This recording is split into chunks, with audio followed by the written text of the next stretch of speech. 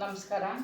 ನಾನೀಗ ಮಾತಾಡಕ್ಕೆ ಬಂದಿರೋ ಏನು ವಿಷಯ ಅಂತ ಈಗಾಗಲೇ ತಮ್ಮದೈದ ಮೇಲೆ ನೋಡಿರ್ತೀರ. ಧರ್ಮಸ್ಥಳದಲ್ಲಿ ಮದುವೆ ಆಗ್ಬೇಕಂತ ತುಂಬ ಜನಕ್ಕೆ ಆಸೆ ಇರುತ್ತೆ. ಅದೇ ಥರ ನಮಗೂ ಆಸೆ ಇತ್ತು ಧರ್ಮಸ್ಥಳದಲ್ಲಿ ಮದುವೆ ಆಗ್ಬೇಕಂತ. ಆದರೆ ನಿಮಗೆ ಹೆಂಗೆ ಮದುವೆ ಆಗಬೇಕು, ಎಷ್ಟು ಅಮೌಂಟ್ ಕಟ್ಟಬೇಕು, ಅವರೇ ಫ್ರೀಯಾಗಿ ಮದುವೆ ಮಾಡಿಕೊಡ್ತಾರಾ ಅಥವಾ ರೂಮ್ ವ್ಯವಸ್ಥೆ ಇರುತ್ತಾ, ಊಟದ ವ್ಯವಸ್ಥೆ ಎಲ್ಲ ಇರುತ್ತಾ ಅಂತ ತುಂಬ ಕನ್ಫ್ಯೂಷನ್ಸ್ ಇರುತ್ತೆ. ಆ ಕನ್ಫ್ಯೂಷನ್ನ ಕ್ಲಿಯರ್ ಮಾಡೋಣ ಅಂತಲೇ ಈ ವಿಡಿಯೋ ಮಾಡ್ತಿರೋದು. ಧರ್ಮಸ್ಥಳದಲ್ಲಿ ಸಾಮೂಹಿಕ ವಿವಾಹ ಬಿಟ್ಟರೆ ಬೇರೆ ದಿನ ಮದುವೆ ಆದರೆ ಫ್ರೀಯಾಗಿ ಮದುವೆ ಮಾಡ್ಕೊಡಲ್ಲ. ಅಲ್ಲಿ ಧರ್ಮಸ್ಥಳದೇ ಕಲ್ಯಾಣ ಮಂಟಪ ಇದೆ ಸ್ವಲ್ಪ ದೂರದಲ್ಲೇ. ಅಲ್ಲಿ 15 ಡೇಸ್ ಅಥವಾ 1 ವೀಕ್ ಮುಂಚೆನೇ ಹೋಗ್ಬಿಟ್ಟು 20,000 ಅಮೌಂಟ್ ಪೇ ಮಾಡಬೇಕು. ಅಡ್ವಾನ್ಸ್ ಅಂತ ಒಂದು 5,000 ಅಮೌಂಟ್ ಪೇ ಮಾಡಿದ್ರೆ ಸಾಕು.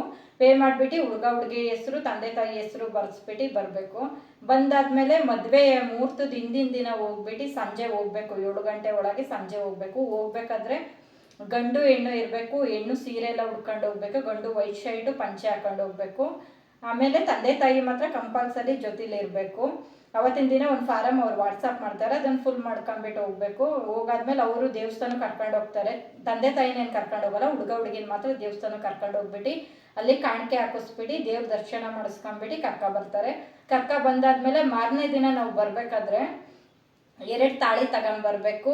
ಒಂದು ಕಾಲುಗ್ರ ತರಬೇಕು, ಹೂವಿನ ಹಾರ ತರಬೇಕು, ಬಾಸಿಂಗ ತರಬೇಕು, ಒಂದು ಕಳಸ ತರಬೇಕು. ಇಷ್ಟು ತಗೊಂಡ್ಬರ್ಬೇಕು. 2 ತಾಳಿ ಯಾಕಂದರೆ ತಾಯಿ ಹತ್ರ ಒಂದು ತಾಳಿ ಕಟ್ಟಿಸ್ತಾರೆ, ಗಂಡನ ಹತ್ರ ಒಂದು ತಾಳಿ ಕಟ್ಟಿಸ್ತಾರೆ. ಇಷ್ಟೆಲ್ಲ ಆದಮೇಲೆ ಮುಹೂರ್ತ ಎಲ್ಲ ಮಾಡಿ ಎಲ್ಲ ಕೊಡ್ತಾರೆ. ತುಂಬ ಚೆನ್ನಾಗಿ ಮದುವೆ ಮಾಡಿಕೊಡ್ತಾರೆ. ನಮಗೆ ಮಾತ್ರ ತುಂಬ ಇಷ್ಟ ಆಯಿತು. ನಮ್ಮ ಫ್ಯಾಮಿಲಿ ಮೆಂಬರ್ಸ್ ಎಲ್ಲ ಬಂದವರೆಲ್ಲನೂ ಅಷ್ಟೇ, ಅವರು ನಾವಿಲ್ಲೇ ಮದುವೆ ಆಗಬೇಕು ಅಂತ ಅಂತಿದ್ರು. ಅಷ್ಟು ಚೆನ್ನಾಗಿ ಮದುವೆ ಮಾಡಿಕೊಟ್ರು. ಆಮೇಲೆ ಕಾಣಿಕೆಗೆ ಅಂತ ಹೇಳ್ಬಿಟ್ಟು 501 ರೂಪಾಯಿ ಹುಡುಗಿ ಮನೆಯಿಂದ, ಹುಡುಗ ಮನೆಯಿಂದ 501 ರೂಪಾಯಿ ಕಾಣಿಕೆ ಹಾಕಿಸ್ತಾರೆ. ಬಿಟ್ಟರೆ ಇನ್ನೇನು ಇದಿಲ್ಲ.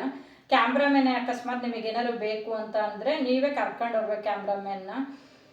ಅಷ್ಟಾದಮೇಲೆ ಊಟದ ವ್ಯವಸ್ಥೆಗೆ ಬಂದರೆ, ಊಟದ ವ್ಯವಸ್ಥೆ ನೀವು ದೇವಸ್ಥಾನದ ಊಟ ಮಾಡೋದಾದರೆ 10 ಗಂಟೆಯಿಂದ ಇರುತ್ತೆ, ಫ್ರೀಯಾಗಿರುತ್ತೆ. ಅಲ್ಲೇ ಏನಾದ್ರು ಮಂಟಪದಲ್ಲೇ ಊಟ ಮಾಡಿಸ್ತೀರಾ ಅಂದರೆ 100 ಜನಕ್ಕೆ 60,000 ಏನೋ ಪೇ ಮಾಡಬೇಕು. ಅಲ್ಲೋಗಿ ವಿಚಾರಿಸಿದ್ರೆ ನಿಮಗೆ ಗೊತ್ತಾಗುತ್ತೆ.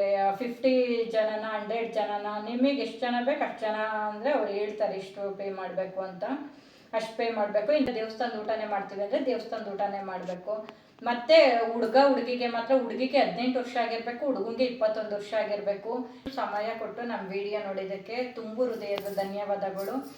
ಹಾಗೆ ಲೈಕ್ ಮಾಡಿ, ಶೇರ್ ಮಾಡಿ. ಏನೇ ನಿಮಗೆ ಕ್ವಶನ್ಸು ಕನ್ಫ್ಯೂಷನ್ಸ್ ಇದ್ದರೂ ಕಮೆಂಟ್ ಮಾಡಿ. ಹಾಗೆ ಸಬ್ಸ್ಕ್ರೈಬ್ ಮಾಡಿ. ಧನ್ಯವಾದಗಳು.